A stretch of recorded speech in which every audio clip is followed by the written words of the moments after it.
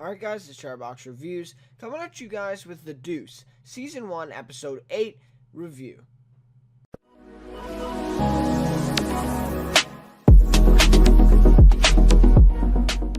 So the finale of the Deuce season 1 came out, and I was generally impressed by it. I thought there was definitely some great positives from it, but also I was a little disappointed in parts too. So a little bit mixed about this episode, but honestly, when the show started and I first checked it out, with the premiere, the pilot, really, I mean, this show kind of turned into a lot more than what I thought would happen with this show.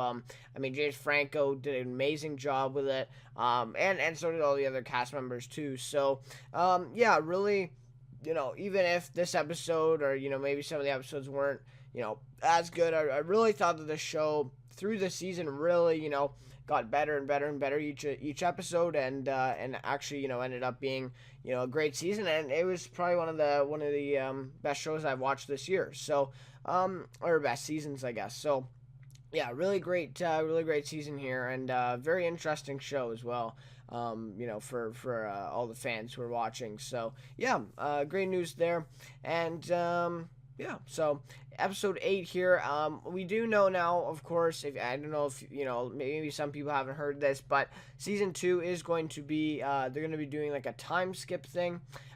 So with this episode here, it's going to be about 2 years or maybe even more between, like, in the show time between now and season 2 episode 1. So there's going to be a little bit of that time skip there. And also that means that some of these characters we're never going to see again. Not just necessarily, like character deaths or whatever, but just, these characters they're never going to be brought up. We're just not going to see them again in season 2. And then that gives them a chance to introduce new characters as well. So yeah, that's an interesting thing there as well that some people didn't know about, but that is what their plan is with the show. So that time skip will definitely, I would think the main characters, I would think like James Franco, Maggie Gyllenhaal, of course. I would think Abby probably. The main characters I think for sure, but like example, like for some of maybe the prostitutes, maybe they would be different. And maybe you get some new girls, maybe get some of the old girls out, some new girls in, stuff like that. But for sure there'll be a little bit of a change. So, anyways, for this one I'll just do a quick recap here, and give a rating. Obviously favorite character, some thoughts, and this one is going to be a little bit longer because I'm gonna kind of touch on the season as a whole a little bit sometimes. While I'm talking about this, just to kind of big picture, talking about it there. So yeah, for sure. So the recap here, and these things aren't necessarily in chronological order, just things that happened, and sort of the order that I want to touch on them in. So the first one is Vincent, facing that moral conflict now, we kind of see this build up a little bit, but in this episode it's pretty big, right? I mean, he just doesn't want to be involved in he calls in the show the pussy trait, which is the parlors or the movies or whatever it's going on basically with that's involving women, right? Women, sex, selling them for sex and stuff. He's really facing a conflict. He doesn't want to be involved with it anymore. And then we see him where he's talking with Rudy, Bobby, and Frankie, and he basically tells them no. And this was a great scene in the episode, probably one of my favorites, where he tells all of them, he says, fuck you, and especially to Rudy, he says, respectively, fuck you too, and whatever. That's a really, kind of a funny scene. But we see that, he's serious to say that to Rudy, right? A guy he respects a lot. And especially his brother-in-law and his own brother, pretty big. So he says that to them about a new business deal because they want him to go in with them. So he says no. And I mean, even though they all are making a lot of money of doing it, a lot of money is there to be had off of it. he knows that, it's wrong, or at least personally for him, it's wrong. And he seems like the only man who thinks this way in the show, to be honest. I mean, like the only guy who's saying no to this. A lot of people, are getting in on it and doing whatever, taking advantage of the industry and all that. But Vincent's kind of trying to wash his hands clean of the whole thing. So very interesting there, and seeing that in a main character's point of view. And he's starting to become disenfranchised with the whole thing.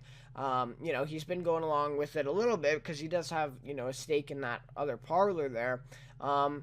But then we see, that they're trying to push him, for another sort of business opportunity, and he's just done, right? That's kind of his breaking point. So, very interesting there that we see that conflict, and I think that's going to build a lot onto season 2. I think that is going to be, a driving force, and I would think in season 2 that maybe season 2 would be about him, kind of facing that conflict and then finally resolving that it is worth it, and then get involved again. That would be my prediction there, but we'll have to see for sure. Then we get to see Larry, and he's starting to figure out that the pimps are becoming a little bit useless here, or just not as necessary as before, like the streets, and he's one of the only pimps actually that kind of thinks like this. So he isn't really fulfilled anymore. He doesn't, he recognizes that he's not the same as he once was. And he's different than Cece and Rodney, who haven't really figured it out yet. He's kind of on the cusp here of kind of getting to the bottom of this, finding it out. And I thought it was another great scene this week with him and Cece and Rodney there. They're actually talking about Reggie Love too. But yeah, they also were talking about this idea, and Larry kind of bringing it up, and they saying, nothing has changed or whatever, and they don't really get it. But Larry is pretty smart, and he's able to, kind of start piecing things together, and it's so true, right? I totally agree with that pimps are pretty useless right now, right? I mean, with all these parlors, what is the point in having a pimp? What are they, gonna do except just take money from the girls? So yeah, it's, he's starting to recognize that. And then the big thing with Larry this episode is he sends one of his girls to do a deal for him. I'm guessing it was drugs. It was a drug deal or something. But, I mean, I don't know. Like, maybe he wants to start selling it instead of, being a pimp. Maybe he recognizes that, he's got to get out of pimping, and, maybe he wants to go into selling drugs to make money. And yeah, I'm not exactly sure why, but basically he sent her in to make this deal with the guy, and so then we see it play out. The girl goes in, makes the trade with him, and kind of begs him for the the drugs, I guess, or whatever, in the other bag, and he gives her the other bag. Right when she takes it, she gets arrested by him and his other two friends that are cops, and they are federal cops, not state cops. They're not New York. So that they made a big deal of that too, that the New York cops were kind of, sort of hinting here that they were, the New York cops are corrupt. So, if they were New York cops, then she could have been let free. But since they're federal, that, it was over, right? She didn't really have any, chance. She was definitely being taken in. So that just shows that again with the whole police force sort of there. And yeah, so she's facing time in prison here for possession of these drugs. And Larry's faced with a little bit of a conflict here about paying the bail for her, right? I mean, deciding if he wants to show up for her, pay the bail, or even, give her more money to, kind of fund, a trial, or maybe even go in and which he would never do, but maybe go in and, say that he was the one who sent her, stuff like that. So he's kind of facing that, conflict of what he wants to do, and we get the impression that he is probably just going to leave her there and not do anything. So, which it would be pretty sad, right? But that is kind of, we've seen Larry be like that the whole season. So I wouldn't be surprised. But yeah, kind of a interesting storyline there. I think that's gonna build on to next season. I think whatever he was trying to do, we're gonna see him like maybe actually doing next season. So we'll have to see. Or Yeah, I would think Larry will be in next season. I think he would be one of the returning characters. Yeah. So, anyways, we'll have to see. We'll have to see where that goes. But definitely an interesting thing there with her going to prison. And that was a great thing to think about towards next season. So now, then Vincent goes with Tommy to get revenge on the man who Bobby and Fran tell him beat his ex-wife, Audrey. And this was just a great scene. I mean, so satisfying. This whole, kind of thing playing out. And the fact that, this guy beats his ex-wife. And of course, we saw these guys in episode 1 of the show. And that's when Vincent goes to get his wife, and they basically embarrass him in front of everyone and just tell him to go home. And yeah, he just he basically coils back and runs out scared, right? So he kind of I guess you could say like pussies out or whatever from these guys, right? Because he knows he doesn't really have a chance, whatever. So there's a great connection bringing episode 1 back to episode 8 and connecting this. What a great way of doing that, right? I mean, the fans who can remember that really, really appreciate this moment. And yeah, I mean, Vincent goes in by himself. I mean, Tommy does come with them, but he goes in by himself mainly and just clocks a guy with a pool, I guess it was I think it's a pool cue, right? A pool cue or a stick, whatever. But he just clocks him across the face, and then knocks out another guy who comes at him. I'm not exactly sure the guy who beat his ex-wife. I'm not sure if they actually tell him, the name of that guy. I think they might, but yeah, I'm not sure which one was which there. I would think it was the first guy who he knocked out with the pool stick. But yeah, just an amazing scene there from Vincent. Real satisfying, right? Very, very satisfying to see, these guys finally, be punished for what they're doing. And, obviously, beating his ex-wife, yeah, she's his ex-wife, but, I mean, that just shouldn't be happening at all. And especially, he still cares about her a little bit, right? It's not like, they hate each other or whatever. But it didn't end up on the best terms. But yeah, so he's still there for her. Real badass moment for Vincent. Finally, right? He finally kind of stands up to people and is able to, get revenge. So really very satisfying moment and a great moment to see from Vincent.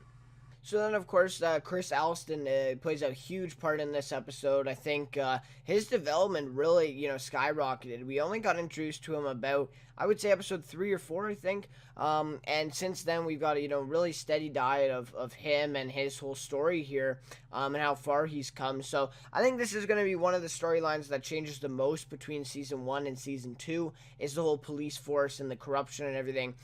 Because it sounds like it's going to be happening real soon, that something is going to be shaken up here. And if we have about two and a half years till the next, season starts with the timeline, I think that something big is going to happen. So yeah, he's basically just starting to defy the police force at this point. He's really not trusting them at all. And then, of course, his girlfriend, I forget her name right now off the top of my head, but she's trying to write a story, right, about the corruption inside the force. And, yeah, he won't go on record to corroborate her story, and that's just what she needs. She needs someone to go on record and say that, these things are true because, of course, he is her source, right? He is how she got all the information. And without him, her publisher won't give her the go-ahead for publishing this story. Instead, they'll just publish the one about, prostitution and the parlors and all that stuff that she wrote. So, yeah, and obviously she wants the whole police story.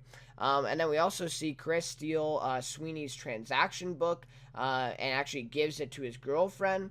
And yeah, she tells him that it's still not enough. She needs him to go on record, to tell the viewer or the reader what this book is, what is in it and stuff like that. And yeah, I mean, he can really do it, right? I mean, he's going to lose his job if he does, probably even maybe get beat up, I would think, right? I mean, that's to go on record and kind of trash his own police force.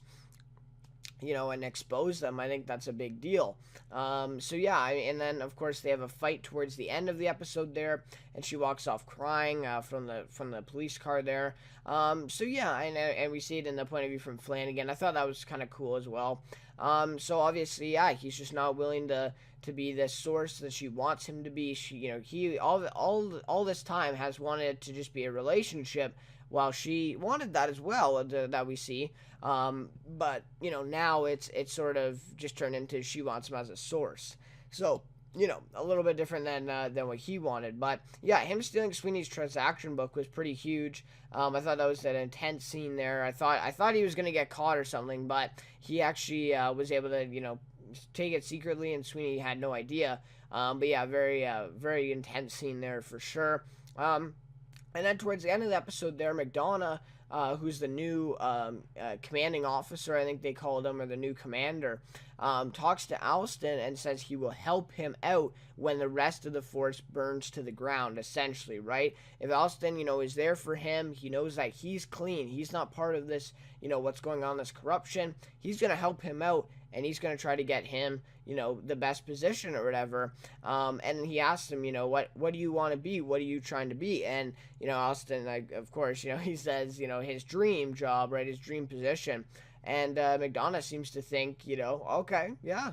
I mean, like that'll probably be doable. So, yeah, I mean, definitely he says, he's going to clean it up. And most important thing in that conversation, though, is he tells him to keep the dirt inside the force, like within the guys in there, right? So all this stuff he knows about it, all this stuff that he's talked to his girlfriend about, McDonough wants him to keep that inside and tell him instead of outside sources like his girlfriend, right? I mean, yeah, and we see earlier that he sees them talking. So obviously McDonough knows what's going on there, and he knows that Alston's kind of telling this girl some stuff as well. So he wants him to tell him directly instead of anyone outside. So I think this is going to be a huge storyline that's going to, go into season 2, and really, get, take off for sure in season 2, and we'll have to see what happens with it for sure, because we know that there's corruption, right? We see it all the time. They really obsess over that. So we have to see what they do about it, and what this McDonough guy, is he for real? Is he actually going to clean it up? Or maybe is he just one of them again, and he's, just going to, fix the corruption by adding more to it. So we'll have to see. I don't think that's the case, but we'll have to see. So then Ruby. This was sort of the focus of the episode, the name of the episode. My name is Ruby. Yeah, so Ruby, or Thunder Thighs, is her prostitution name, I guess. She's back out working on the street, because she couldn't get a job in the movies or at the parlors, mainly because of her looks, right? Just that she's I don't even know how to say it, like, I guess oversized, or, overweight for, the typical, selection at the parlor, and also what guys just want in the movies, stuff like that. So she's kind of forced out onto the street again, and I don't know, like, my question is, why isn't she getting arrested for going back out on the street? Maybe the cops are lenient again and they're letting it happen. I don't know exactly, but she looked like she was one of the only ones out there for sure. So, she's, down to business, has sex with a random guy, and, they kind of finish up there, and he takes his money back, and, starts to walk out. He takes his money back from her purse. So Ruby kind of stands up for herself, tells him that he can't do that or whatever. And, yeah, the guy kind of intimidates her, of course, and, he leaves. He says, "See you later, Thunder Thighs," and she said, "My name is Ruby." And obviously that's the name of the episode, so very, important line in this one. And then he turns around and just charges at her, really, and, just runs her right out, and pushes her as hard as he can out the window there, down, to the sidewalk, as she, falls to her death, there on the sidewalk. And it's actually in front of Vincent's, hi-hat bar. So it's, right in front of his, front sidewalk there. So yeah, really, really sad death there for Ruby. She was a very likable character, a very, honest, woman. And I thought, we could have learned a little bit more before they killed her off. Maybe had, earned a little bit more sympathy for her. But yeah, still a pretty large death. I thought there was going to be a bigger death than Ruby, though, to be honest, in this finale. I thought maybe someone like Bobby was going to die, or Frankie. But they kind of stuck around, and they decided to go with the Ruby kind of direction here for in terms of a death. So people are kind of gathering around the body, then kind of trying to figure out what happened here, and then she's obviously she's dead on the sidewalk there, and then Cece comes by. And yeah, I mean, he just joins the circle, and he says some insensitive thing. I think he says she could have taken the stairs if she was in a hurry or something like that. Just this and really insensitive. Just this, I wouldn't even say smartass. I guess beyond that, I mean, that's just a really rude comment, not really funny at all. And this was one of the best scenes. This and the Vincent, beating up that or knocking out that guy in the pool bar there. This was awesome. I mean, Alston, he's just not having it, right? We see that with the whole police force. He's just, fed up with his girlfriend and all this. A lot of emotions are happening, and he's just not having it. And he, walks up to Cece, and he smokes him right in the gut and sends him, to the ground. Thank you so much, Alston. And he was about to beat on him, too. If Flanagan didn't, or I'm not sure if it's Flanagan, but one of the other cops came over and kind of, grabbed him. But, yeah, I mean, thank you so much. I mean, Cece, all these other pimps, like, they never really get put in their place because people are kind of intimidated by them, especially the girls. And for Alston to do that to Cece, which is totally deserved, I felt like that was amazing. I mean, that was just an awesome thing there by Alston to finally do. And I mean, yeah, as a cop, that totally, he shouldn't be doing that. It is, wrong. But, as a person, as another guy, I think it was great. So, yeah, goodbye, Ruby. Her last time in the show. I don't think there'll be any flashbacks or anything like that. So, I think she is gone. And, yeah, she played actually a pretty big part in the show. And I liked her character. So, tough death there for sure. But not as big as I thought it would be. So then we see Candy developing a relationship with Harvey a little bit more. We see her visit her homosexual brother in a medical facility, I think, or maybe even a mental facility. I'm not totally sure. And it was a very emotional scene. This is kind of brought up on, when Harvey kind of last episode asked her, why she's in the business and stuff like that. So this kind of got her thinking a little bit, and that kind of inspired her to go see him again. And yeah, we learn a little bit of background as to why she may have gone into the business with her dad, being abusive and stuff like that. But we don't get a full picture. We don't, get that, line where she says, well, I got into business because of this, right? We kind of have to, suss that out ourselves a little bit. And, yeah, I mean, very emotional scene, very, heart-wrenching, to see, her brother. From what I got of it, he is, gay, and they're actually, he's in this medical facility because they think, with medicine they can cure his, gayness, I guess, and make him straight again. That's sort of what I got from it, but a very emotional scene, nonetheless. So yeah, I'd love to see more of that background with Candy, really actually learn the exact reason why she got into it, maybe even in flashbacks too. There isn't many flashbacks in the show, I don't think, if any, that I recall, but I feel like that would be very effective. I think eventually we're going to learn, of course, and I thought we actually were going to learn in this episode even, but and we definitely did get, some background, so that's great, but we didn't get, an exact answer quite yet, which is fine, right? I mean, I'm sure season 2, they'll kind of get towards that. So then also she directs her first movie, this episode, is Harvey Can't Make It to Set One Day.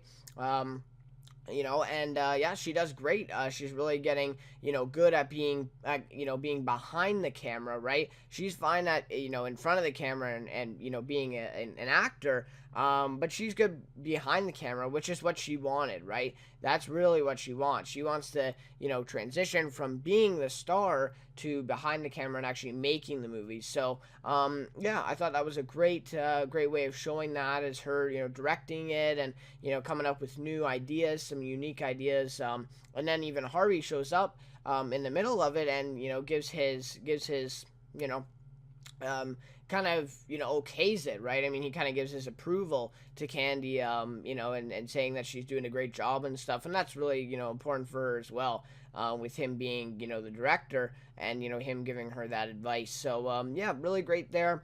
And of course, she's really helping out Harvey as well at the moment. So she is really becoming his assistant, sort of. I'm not sure what that other girl is. I guess she's his assistant too. But I think Candy is kind of taking over her role a little bit at this point. So, yeah.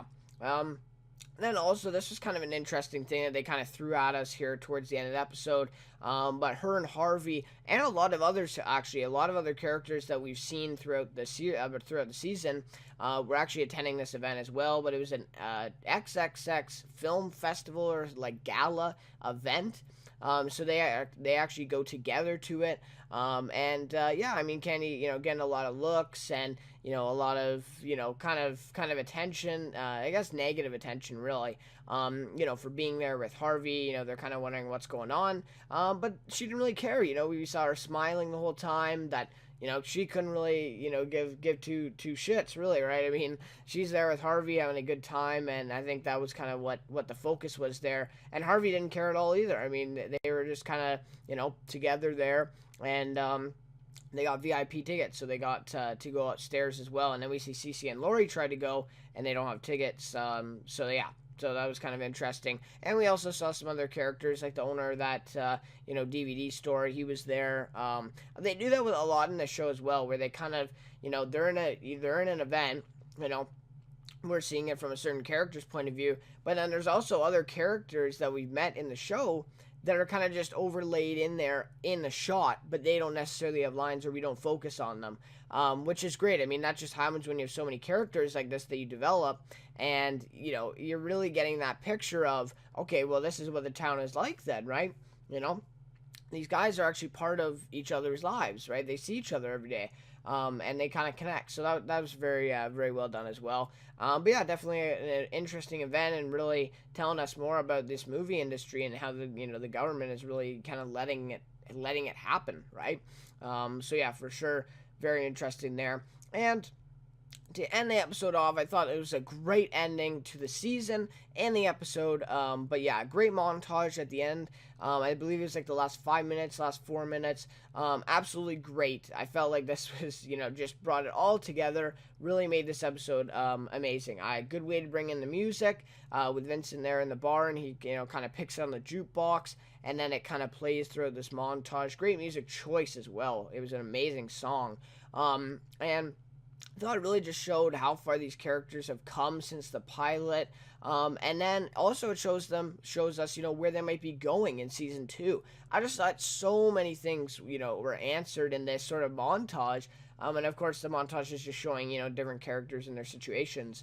But yeah, I mean, also, then, the montage showing all of this, showing, where they might be going, where they've come, how far they've really, and some of them even like becoming totally different people too, which was pretty crazy to think about. Like Bobby, I mean, a totally different person he's become. I mean, he's like basically like like a prostitution boss, sort of like a pimp of pimps sort of thing, and having an affair with a girl now. And I was totally not him at the beginning, so crazy stuff there. And then I thought it was a great ending frame of the hallway in the parlor, and then the sound of the girls talking to the men.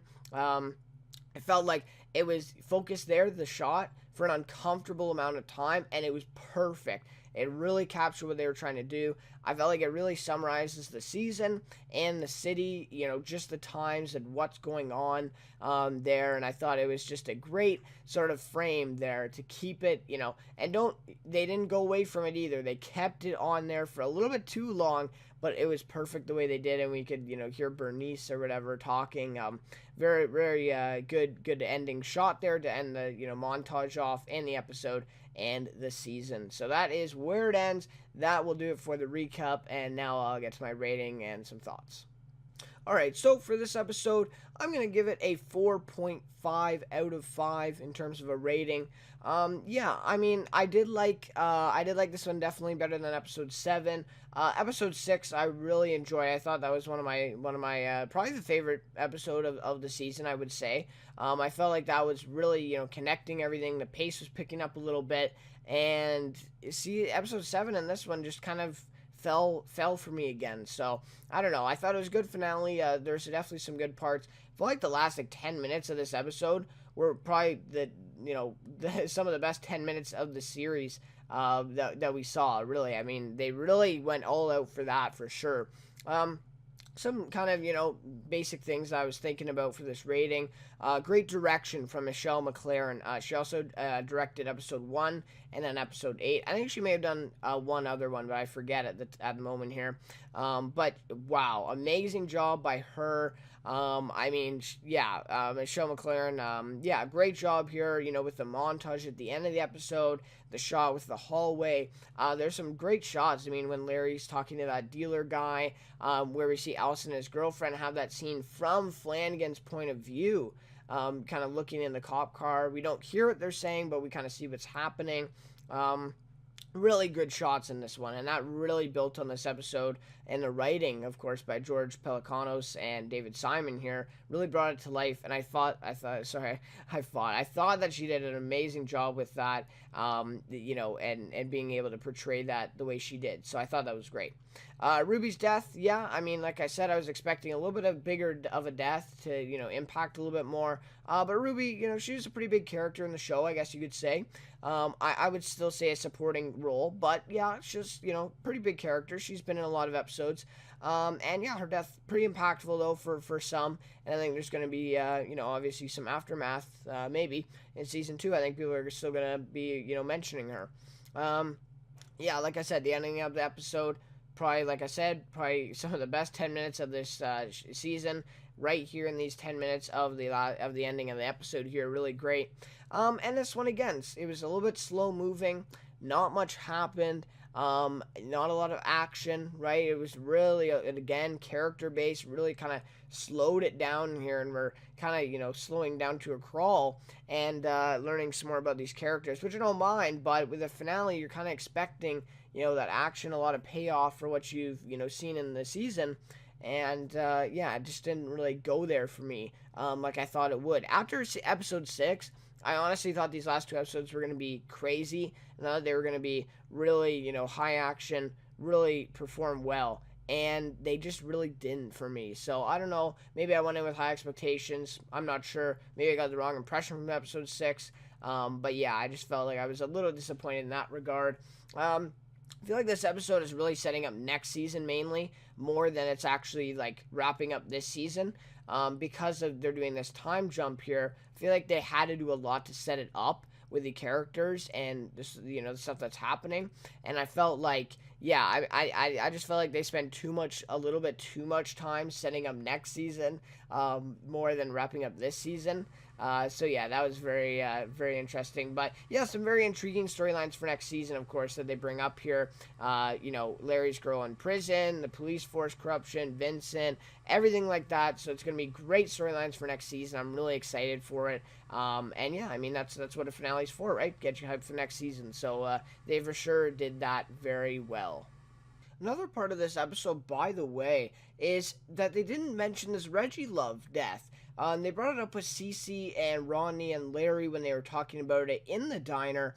And they were, saying how, pointing to the floor where he actually, died there, and he kind of bled out, of course. And Leon is the owner of the diner there, the waiter. By the way, I figured out his name after last episode, and he shot him at the end of last episode. But like, there was no showing of consequences for Leon. They never showed him like cleaning up the diner or anything. They never showed, people, kind of, I don't know, mourning his loss, I guess, Reggie Love. So, yeah, I mean, they didn't really show much. All they showed was that Cece and Rodney and Larry talked about it, and then, they kind of took his girls as their own after he died. So yeah, I don't know. It's kind of weird. I thought they'd have more of that, and it was a little disappointment for me. I thought we were definitely going to see consequences of that, but with skipping about a month, I think between each episode, it's just hard to do that, right? I mean, if time has passed, people have forgotten that stuff by the next episode, so that's just a challenge with that as well.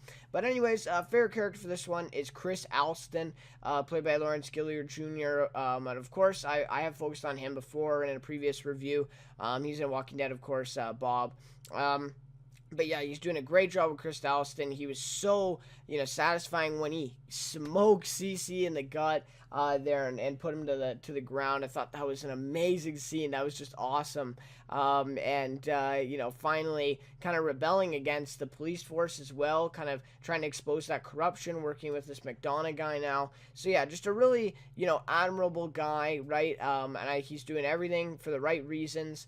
Maybe he's a little blinded here by his girlfriend now, but for sure, he's really on the straight and narrow, and he's really doing all these things, with a moral compass, and he knows that this stuff is wrong, and he's, ready to exploit it and help McDonough kind of bring it all down. So, yeah, really great there. I think we're going to see him great development in next season. If he's not in next season, I'm going to be so surprised. I think his character needs to continue. We may not see him, as much as this season, but I think he's got to be in it. He has to be. So, prediction-wise, seeing which character is going to be in next season, that's going to be a big part of this as well. Looking forward to season 2. So anyways, guys, that'll just about do it for this video. I know it's quite a long one. I really apologize for that, but I wanted to talk a little bit about the season as well and not just the episode. So yeah, great season here of the Deuce. Really outperformed what I ever expected of this show.